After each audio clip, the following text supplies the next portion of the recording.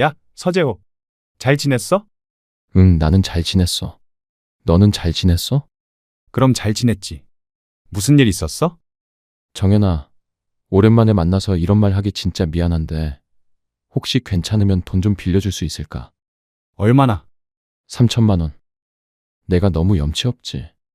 몇 년 만에 연락해서 한다는 말이 돈이나 빌려달라는 거고, 그것도 3천만 원이나. 진짜 미안해. 그런데 3천만 원이 안 된다면 조금만이라도 빌려줄 수 없을까?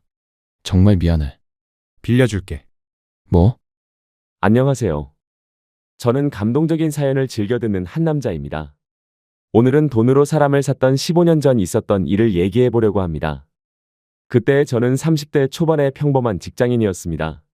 복잡한 지하철을 뚫고 아침 일찍 출근해서 발에 불이 나도록 회사를 뛰어다니며 일을 하고 점심시간이 되면 한숨 돌리고 함께 일하는 동료들과 커피 한 잔에 휴식을 갖는 그런 평범한 직장인이었죠. 가끔은 상사의 눈치를 보기도 하고 퇴근하지 않는 상사를 보며 퇴근을 미루기도 하고 원치 않는 야근을 하기도 하며 열심히 일해놓고 남 좋은 일 많이 하는 직장인이었습니다. 아마 회사를 다니셨던 분들이라면 모두 공감하실 것 같습니다. 사실 회사를 다니지 않는 사람들도 충분히 공감할 만한 내용이죠. 저는 평범한 사람입니다.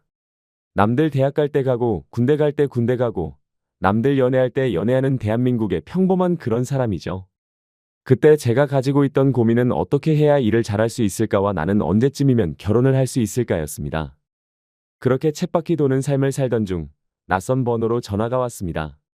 낯선 번호는 받지 않았기 때문에 무시했지만 매일 한 번씩 같은 시간에 전화가 오는 이유가 궁금해서 전화를 받았습니다.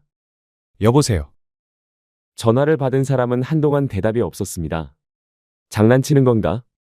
겨우 이거 하려고 며칠 동안 전화를 걸었다고?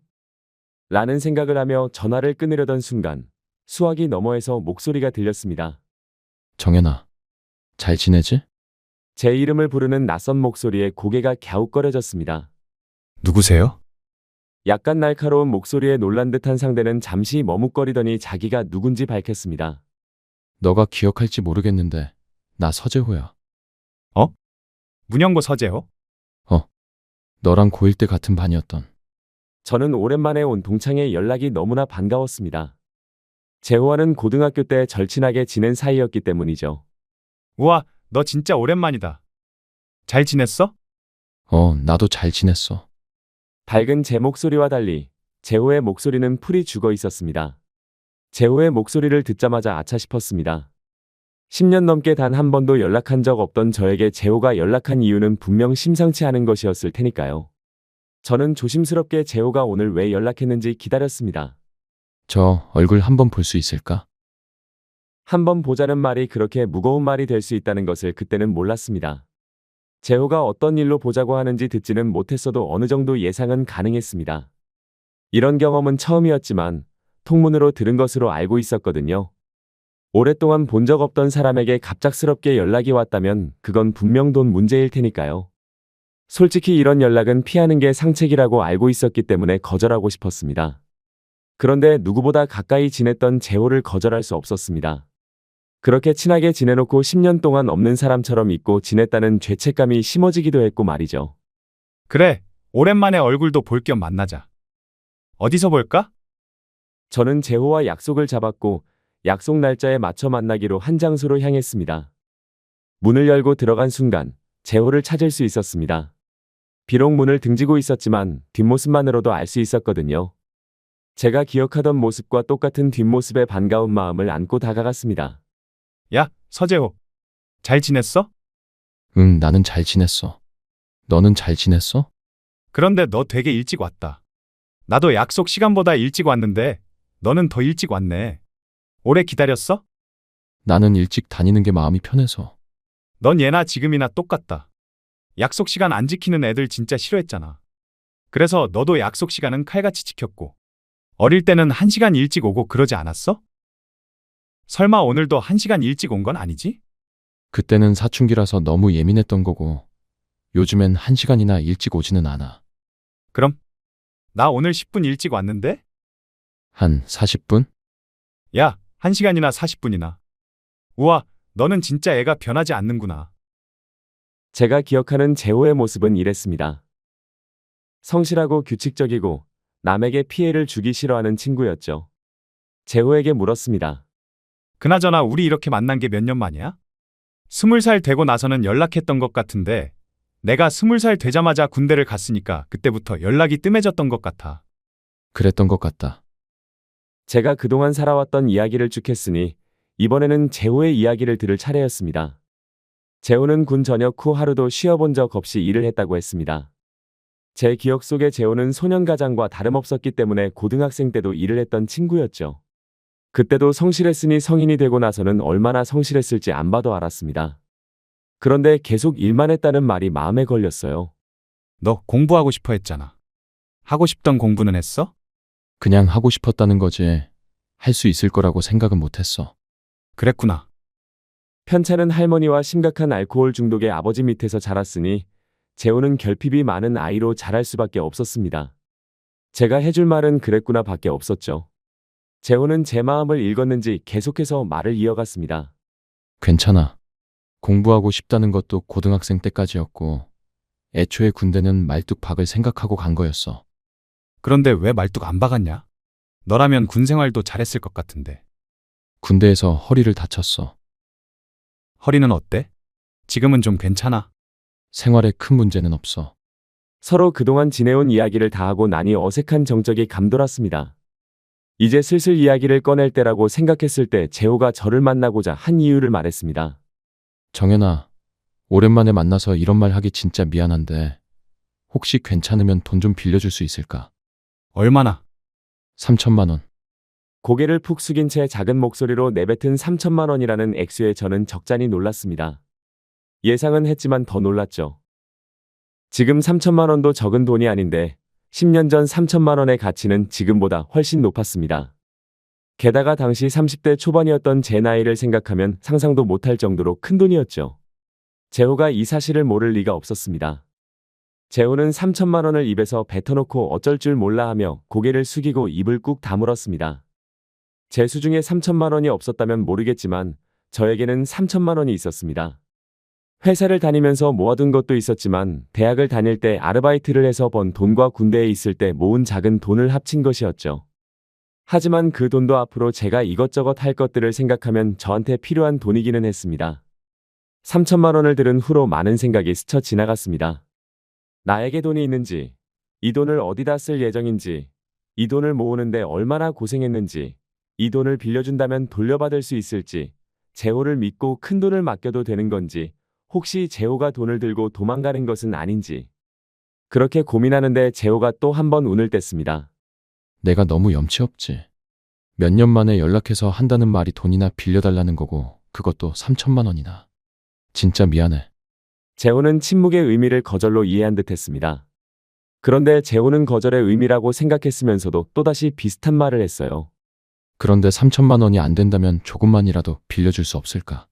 정말 미안해. 재호의 얼굴은 금방이라도 울 것처럼 보였습니다. 30이 넘은 남자가 터져나오는 눈물을 참는 모습이 얼마나 애처로운지 보셨나요?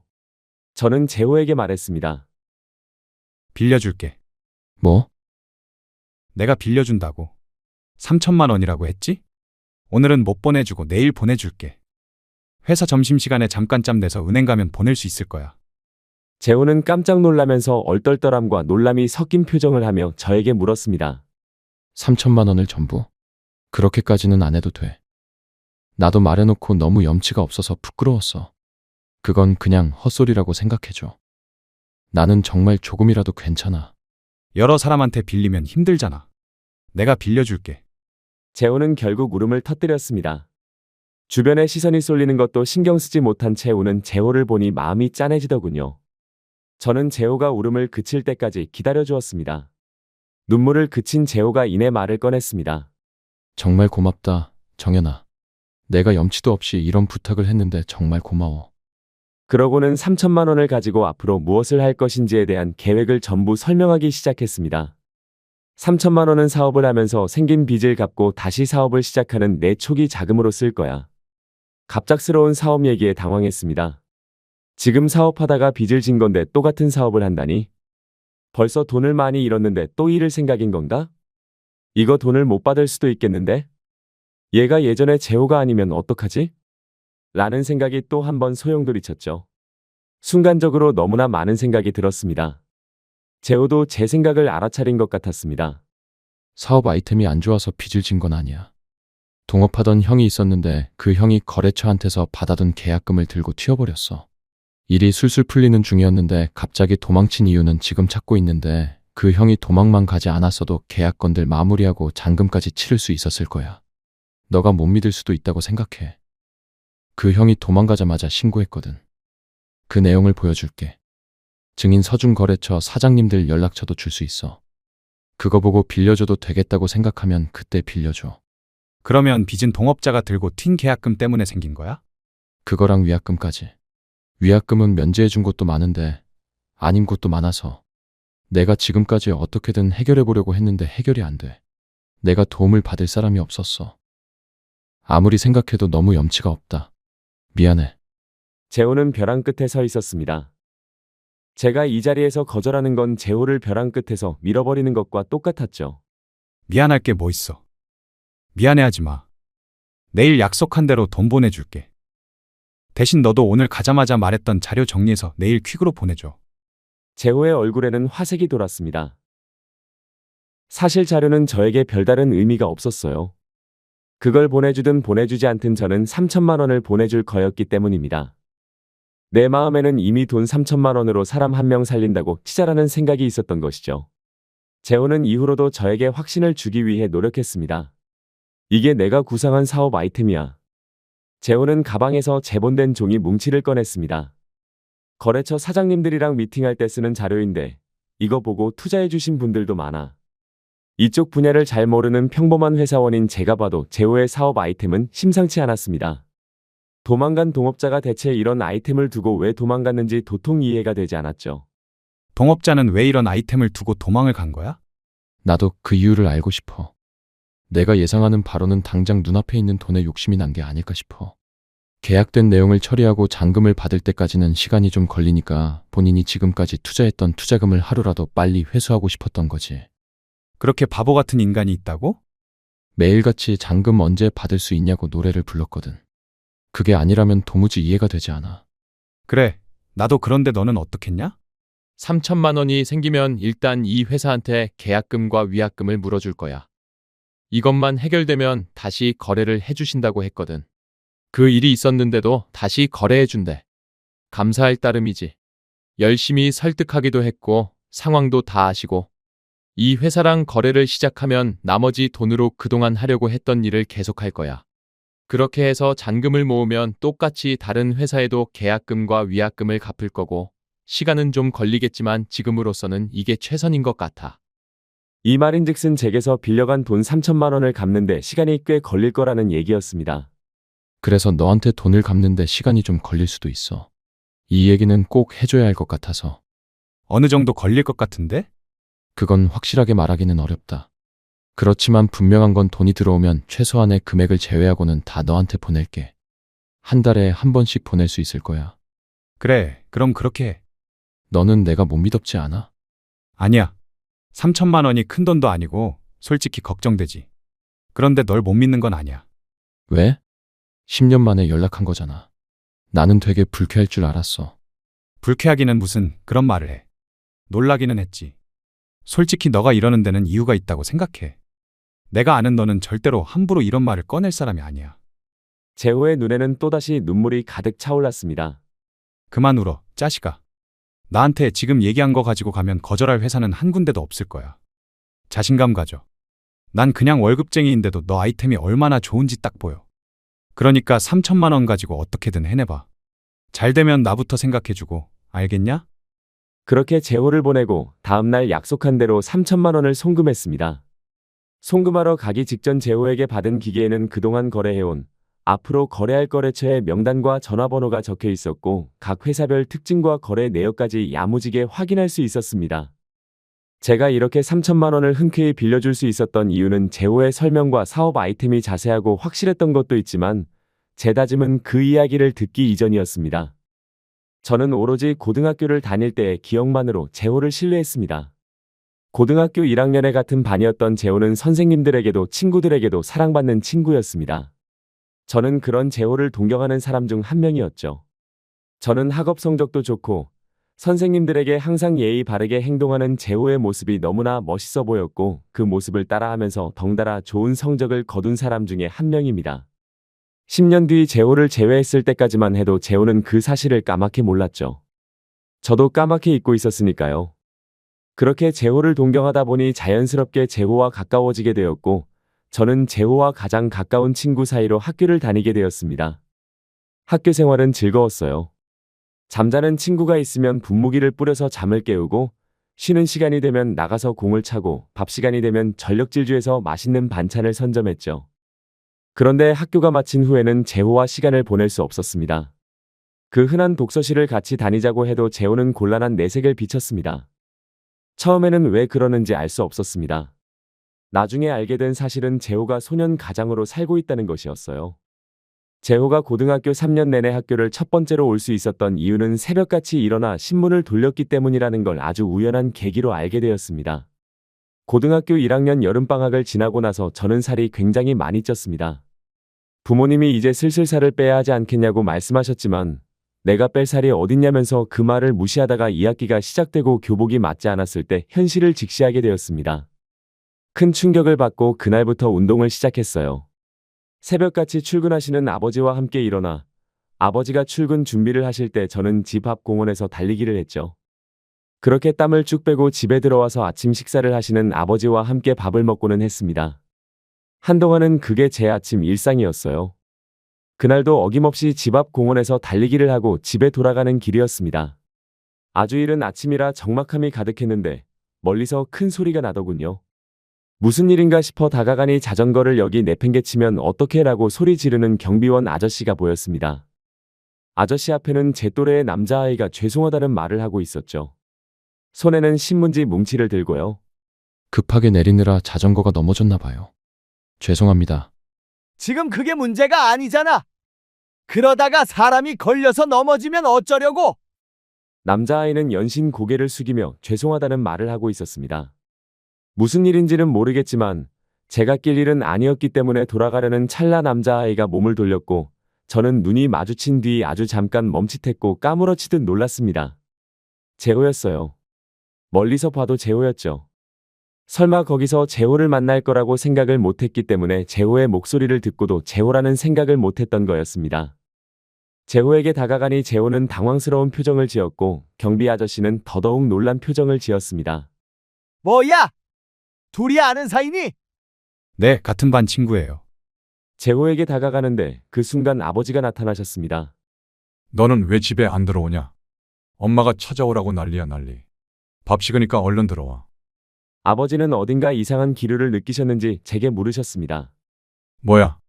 대답이 없자 경비 아저씨에게 물으셨죠. 애들이 무슨 잘못했나요? 왜 아침부터 애들이랑 여기에? 경비 아저씨는 당황해하며 자리를 떠나려고 하셨습니다. 그렇게 당황하시는 걸 보면 상황이 어떻게 된 건지 파악하는 건 순식간이었죠. 내 친구가 자전거를 쓰러뜨렸는데 그것 때문에 화가 많이 나셨어. 아버지는 갸웃거리며 물으셨습니다. 이게 넘어가면서 차라도 긁었니? 아니요. 경비 아저씨. 누가 자전거에 부딪혔습니까? 아니, 그 자전거를 쓰러뜨리면 사람들이 지나가다가 다칠 수도 있고. 여기 자전거 두는 곳 아닙니까? 여기 옆에도 쓰러진 자전거 천지인데 누가 여기에 걸려 넘어진다고요? 애들이 잘못한 게 있으면 말씀하세요. 제가 데려가서 단단히 혼을 내겠습니다. 경비 아저씨는 별다른 말을 하지 못하고 자리를 떠났고 아버지는 저와 재호에게 경비 아저씨가 오늘 무슨 기분 나쁜 일이 있으셨나 보다. 재호라고 했지. 우리 정연이 친구라고? 밥은 먹었니? 아버지는 인사를 마침과 동시에 재호의 손에 들린 신문 뭉치를 보셨습니다. 많이 늦었겠구나. 네, 아저씨. 그럼 얼른 가야지. 다음에 정연이랑 놀러와라 맛있는 거 해줄게. 우리 정연이랑 잘 지내줘서 고맙다. 도와주셔서 감사합니다. 다음에 정연이랑 같이 찾아뵐게요. 정연아, 학교에서 보자. 그렇게 인사한 뒤 자리를 떴습니다. 아버지와의 아침 식사는 어딘가 얹힌 듯 불편했습니다. 아버지는 묵묵히 식사를 하시다 말씀하셨어요. 괜히 모르는 척하지도 말고 눈치 보지도 마. 다른 애들이랑 있을 때는 말을 아끼되 재호랑 있을 때는 아무렇지 않게 행동해. 왜요? 재호 입장에서는 숨기고 싶을 수 있잖아. 그게 왜 숨길 일이냐? 칭찬받을 일이지. 네가 애써 모른 척하면 그게 숨겨야 할 일이라고 생각할 거 아니야. 먼저 나서서 말할 거는 아니지만 얘기가 나오면 아무렇지 않게 행동해. 어떻게 해야 할지는 너도 알지. 완전히 이해하기는 어려웠지만 아버지의 조언을 명심하고 학교로 향했습니다. 재호는 그날도 여전히 정돈된 모습으로 교실을 지키고 있었습니다. 재호를 보는 게 약간 어려웠고 재호도 저를 마주하는 게 조금 껄끄러워 보였어요. 그때 아버지가 아무렇지 않게 행동해라고 말씀하신 게 기억났습니다. 그래서 목을 가다듬고 재호에게 인사했습니다. 야, 서재호. 일찍 왔다. 재호는 평소와 다름없는 제 행동에 조금 놀란 듯 했습니다. 한번 그렇게 행동하니까 이른 아침 재호를 만난 건 아무렇지 않은 일이 되었습니다. 그렇게 꽤 시간이 흘렀습니다. 재호는 자연스럽게 자신의 이야기를 하게 되었어요. 오늘도 일찍 왔네. 오늘은 우유 배달하고 와서 더 일찍 왔어. 신문 배달은 이제 안 해. 우유 배달이 돈을 더 줘. 그런 이야기를 아무렇지 않게 나눌 수 있는 정도가 되었죠. 돈이 더 필요해. 할머니가 요즘 따라 병원을 자주 가시네. 그럼 일이 더 일찍 끝나는 거잖아. 그러면 우리 집 와서 같이 아침 먹자. 너 요즘도 일찍 일어나? 응. 습관이 돼서. 사실 저는 이미 예전에 게으른 상태로 돌아간 지 오래였지만 우유 배달을 끝낸 뒤 등교 시간까지 시간이 비어있을 재호에게 도움이 되고 싶었습니다. 집에 돌아가서 부모님께 이 말씀을 드렸고 저는 아침마다 재호와 함께 아침을 먹고 학교를 향했습니다. 매일 아침을 함께 하다 보니 부모님과 재호도 가까워졌어요. 요즘 할머니 건강은 좀 어떠셔? 지난번에 챙겨주신 보약 드시고 많이 좋아지셨어요. 할머니가 감사하다고 꼭 전해달라고 하셨어요. 감사합니다. 다행이네. 병원에서는 뭐래? 당분간은 병원 안 와도 되겠다고 해서 집에서 쉬세요. 그러면 일을 좀 더 쉬엄쉬엄 해도 되지 않을까? 밤에 하는 일을 조금 줄인다든지. 할머니께서 이제 일을 못 하세요. 할머니는 자기가 일할 테니까 일을 좀 줄이라고 하시는데 그건 제가 마음이 불편해서요. 부모님은 재호를 늘 안쓰러워하셨습니다. 하지만 직접적으로 도움을 주지는 못하셨어요. 어린 재호의 자존심을 해칠 수 있는 행동이었으니까요. 특히 재호는 제 친구였기 때문에 더욱 그랬습니다. 제 부모님이 재호에게 도움을 줌으로 인해서 재호가 저를 어려워할까봐 걱정하셨던 것이죠. 그럼 오늘 학교 마치고 잠깐 시간 있지? 와서 반찬 좀 가져가. 아줌마가 양 조절을 잘 못해서 반찬들 양이 너무 많네. 장조림 입에 맞니? 그거 더 챙겨줄게.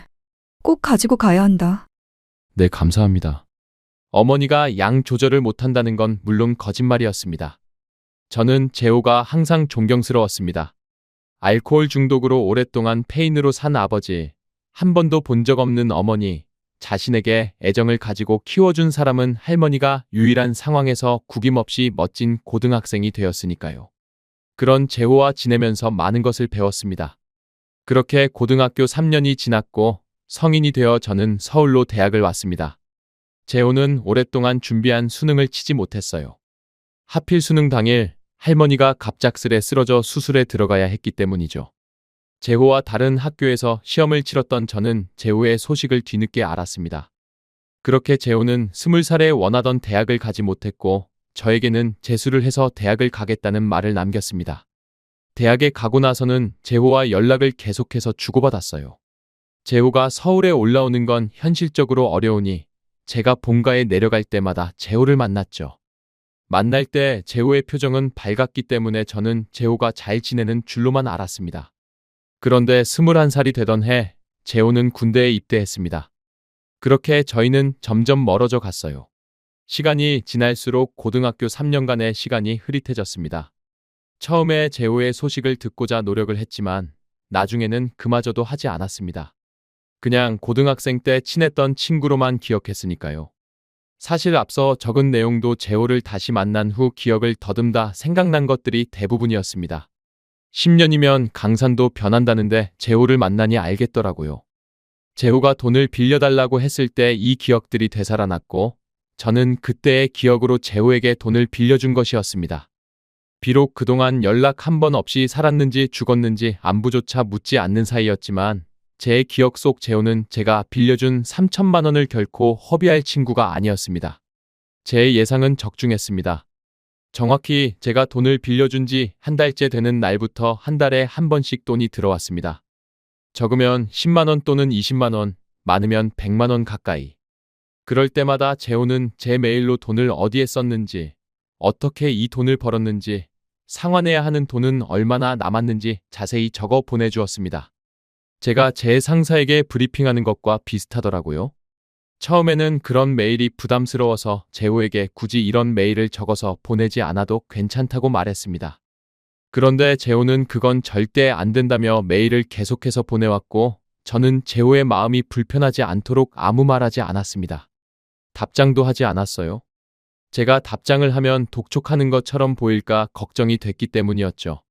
물론 매달 돈이 들어온 건 아니었습니다. 어떻게 한순간에 수입이 안정되겠어요. 재호도 먹고 살아야 하니 최소한의 생활비를 제외하고 보면 보낼 돈이 없었을 수 있습니다. 재호가 얼마나 허리띠를 졸라 매고 지낼지 알고 있었기 때문에 돈이 들어오지 않는 것조차 신경 쓰지 않았습니다. 혹시 무슨 일이 있는 건 아닐까 걱정은 됐죠. 그런 걱정은 재호가 보낸 메일로 해결할 수 있었습니다. 재호는 왜 돈을 못 보냈는지, 무슨 일이 있는지, 이 문제를 어떻게 해결할 수 있는지 앞으로의 계획을 정리해서 보냈고 저는 그 메일들로 재호의 안부를 알 수 있었습니다. 가끔은 메일에 재호의 개인적인 일상과 감정이 담겨 있기도 했어요. 저는 돈에 관한 내용은 주의 깊게 보지 않았지만 추신이라고 적힌 내용에는 항상 관심을 두었습니다. 어느 때는 기분이 좋아 보이는 내용이 있었습니다. 오늘 드디어 새로운 거래처랑 계약을 했어. 전에 만났던 사장님이 연결해 주신 곳인데 지금까지 계약했던 곳보다 규모가 커서 기대가 커. 이런 식으로 큰 거래처를 늘리면 작은 곳은 정리하고 주요 거래처에만 집중할 수 있을 거야. 그러면 선택과 집중이 가능해져서 좀 더 효율적으로 일할 수 있을 거야. 들떠서 메일이 길어졌네. 다음 달에도 메일 할게. 좋은 하루 보내. 하지만 늘 좋은 일만 있을 수는 없죠. 추신, 전에 말했던 큰 거래처랑 일을 못하게 됐어. 위약금을 물어줄 테니 계약을 파기하자고 하더라고. 이유를 물어봐도 답을 주지 않고 답답한 오늘이야. 그래도 요즘 내가 운영하는 회사가 아름아름 이름을 알려서 참 기뻐. 지금은 이렇게 착잡한 마음이지만 조금씩 노력하다 보면 이것보다 더 좋은 일을 만날 수 있을 거라 생각해. 너한테는 항상 좋은 일만 있기를 바래. 다음 달에도 매일 할게. 좋은 하루 보내.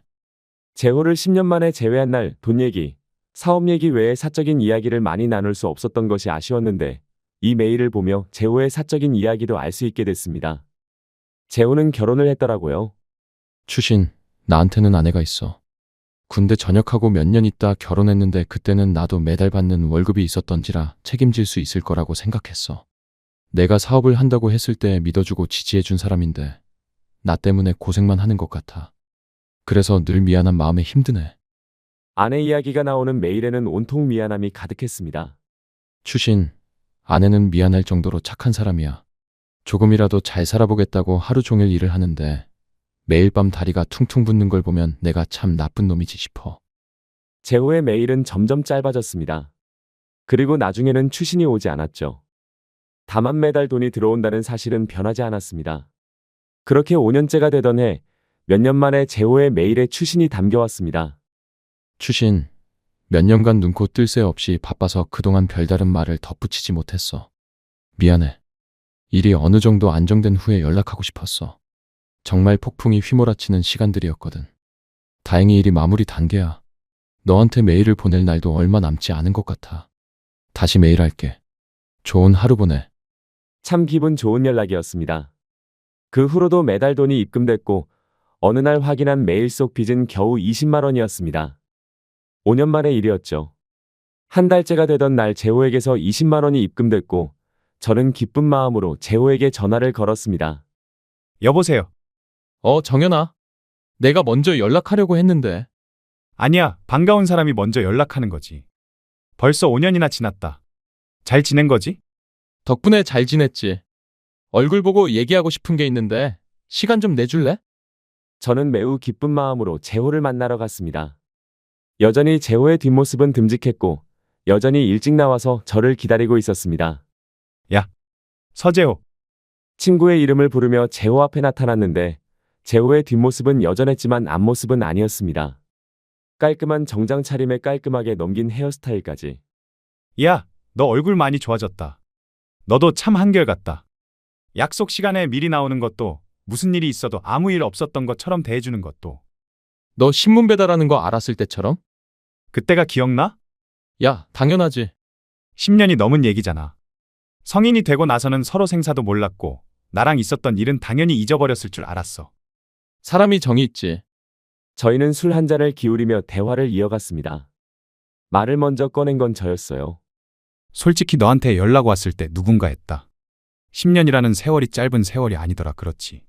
그동안 군대도 다녀왔고, 나는 결혼도 했고, 사업도 하고 쫄딱 망하기도 하고. 나는 대학도 졸업하고, 군대도 다녀오고, 회사 다니면서 승진도 했지. 연애도 시작했고, 내 인생 사는 것도 바쁜데 과거를 돌아볼 여유가 있었겠냐? 그래도 너 만나서 참 좋았어. 옛날 생각하니까 즐겁더라. 재호는 한동안 말이 없었습니다. 그리고 5년 동안 매일에 미처 적지 못했던 이야기를 털어놓았어요. 5년 동안 너한테 하고 싶은 말이 참 많았는데, 힘들다고 하면 돈 갚는 게 힘들다고 징징거리는 것처럼 느껴질까 봐 쉽게 말을 못했어. 힘들다고 조금이라도 티낸 날에는 엄청 후회했고 그래. 그런 것 같더라. 그러면 최근이 제일 힘들었던 거야? 일이 좀 잘 풀리려고 하면 문제가 생기고, 이게 반복되니까 나중엔 좀 지치더라고. 그걸 극복하면서 일하려니 좀 힘들었어. 그런데 용케도 돈은 안 밀렸다. 무슨 못 보낸 달도 있었어. 그랬나? 아무튼 나는 네가 돈을 언제 갚았든 신경도 안 쓰고 있으니까 신경 쓰지 마. 내가 무슨 악덕 사채업자도 아니고. 저희의 분위기는 조금씩 풀어졌고 재호와 저는 계속해서 술잔을 기울였습니다. 술이 들어가면 솔직해지게 되죠. 재호는 여전히 말하지 못하고 가슴에 숨겨두었던 그동안 있었던 진짜 이야기를 시작했습니다. 정연아, 나 진짜 정말 많이 힘들었다. 그래, 그랬겠지. 아니, 너는 상상도 못할 정도로 힘들었어. 사람이 하루에 3시간도 못 자고 보름을 집 밖으로 나돌면 어떻게 되는지 알아. 나는 누구고, 여기는 어디고, 내가 왜 여기에 있는지조차 헷갈려. 주변에서 쉬라고, 쉬어야 한다고 말해도 화만 나지. 지금 쉬면 내 인생이 쫄딱 망할 것 같은데. 내 속도 모르고 쉬란 말을 한다고 사람이 옹졸해지고 치사해져.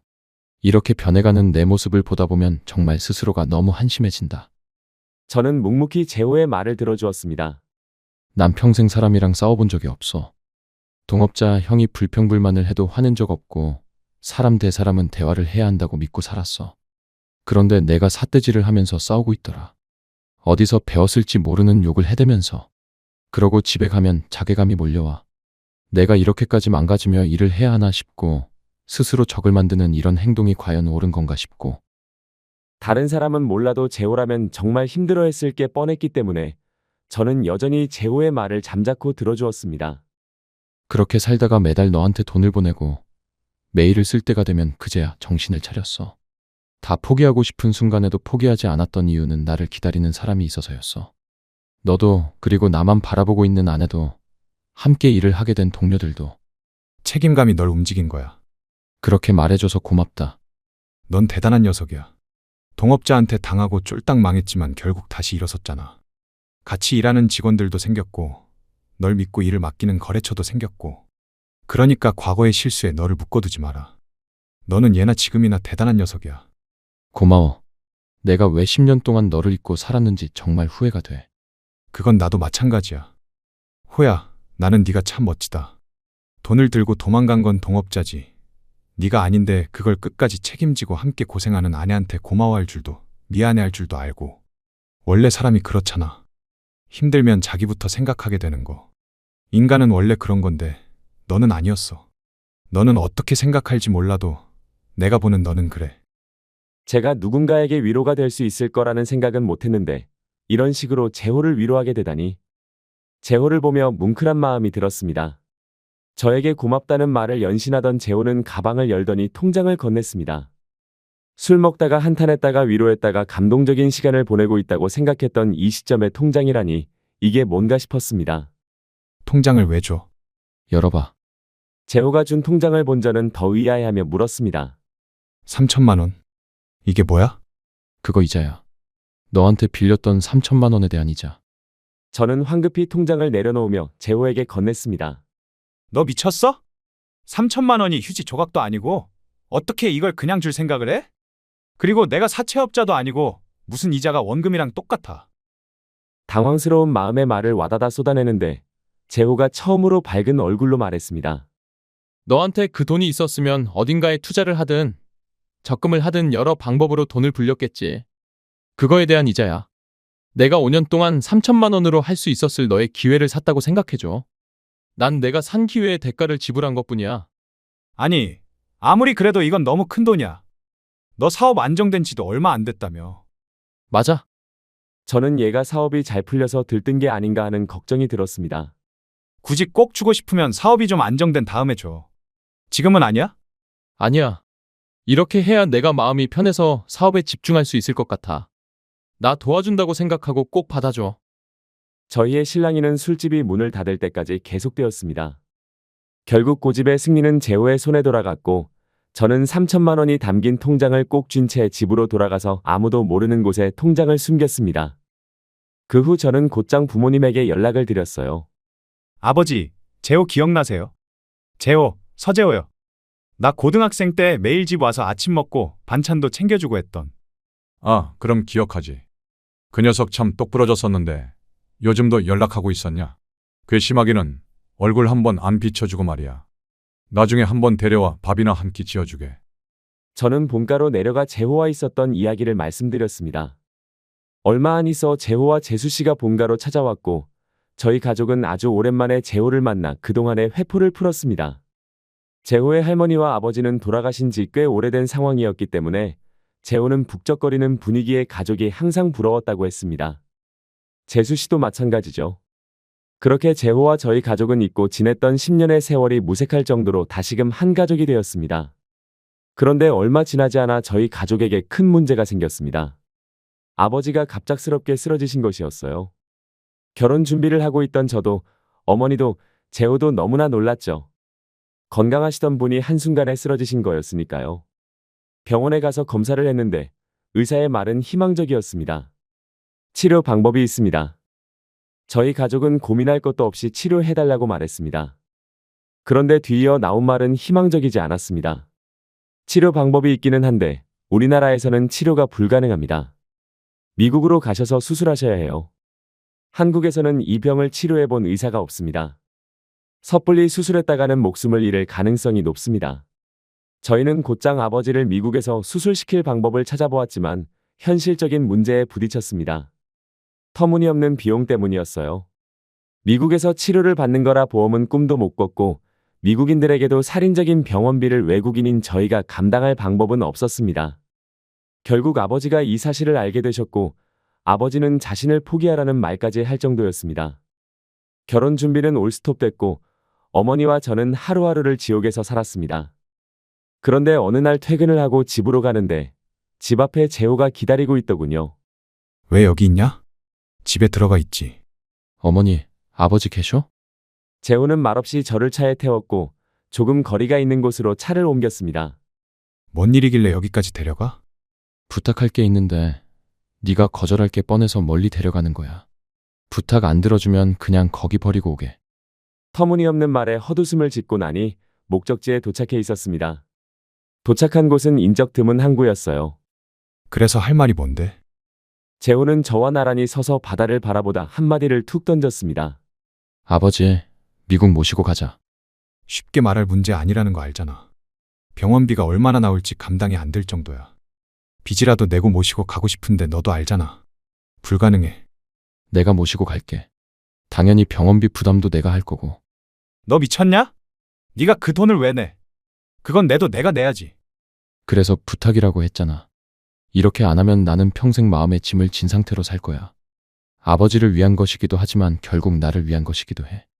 고등학생 때 10년 만에 만난 나를 믿어주고 3천만 원을 빌려줬을 때, 5년 동안 아무 말 없이 나를 기다려줬을 때, 5년이 지나 나를 가족으로 받아줬을 때 나는 이미 너의 형제였고 어머니, 아버지 자식이었어. 너는 아니냐? 저는 재호의 말에 반박할 수 없었습니다. 재호는 제게 형제나 다름없었으니까요. 그날 저는 펑펑 울었고 이후에 정말 재호는 아버지를 모시고 미국으로 향했고 그곳에서 발생하는 모든 비용을 부담했습니다. 저라면 감당할 수 없었을 금액이었지만 재호는 결국 그 많은 병원비를 해결해줬죠. 아버지의 치료가 성공적으로 끝나 한국으로 돌아오셨을 때 저는 그제야 웃으며 말할 수 있었습니다. 야, 서재호 돈 엄청 벌었나 보다. 내가 서재호의 경제력을 얕봤네. 그러면 형님이라고 불러 임마. 그런가? 아니, 그럴 수는 없지. 너 그때 내가 3천만 원 안 빌려줬어 봐. 지금 깡통 차고 있었을걸? 그래. 네가 내 형님이다. 형님 맛있는 밥이나 먹으러 가시죠. 저희는 여전히 지나간 일이 아무것도 아니었던 것처럼 웃으며 지내고 있습니다. 그동안 재호는 오래 기다렸던 아이를 품에 안았고 저도 결혼해서 아이를 낳았습니다. 아버지는 언제 편찮으셨냐는 듯 건강을 회복하셨고 전원주택을 지어 그곳에서 행복하게 지내고 계십니다. 저는 그때 저에게 전부인 3천만 원을 10년이나 잊고 지냈던 친구에게 주었습니다. 그리고 5년이 지났을 때 저는 세상의 그 무엇과도 바꿀 수 없는 인연을 얻게 되었습니다. 해외로 도주했다 잡힌 동업자처럼 사람을 속이고 자신의 이득을 취하는 사람도 있지만 의리와 은혜를 알고 도리를 지키는 사람이 있다는 걸 쌀함에 치여 힘들어하는 분들이 다시 한번 기억하실 수 있다면 참 행복할 것 같습니다. 지금까지 제 사연을 들어주셔서 감사합니다.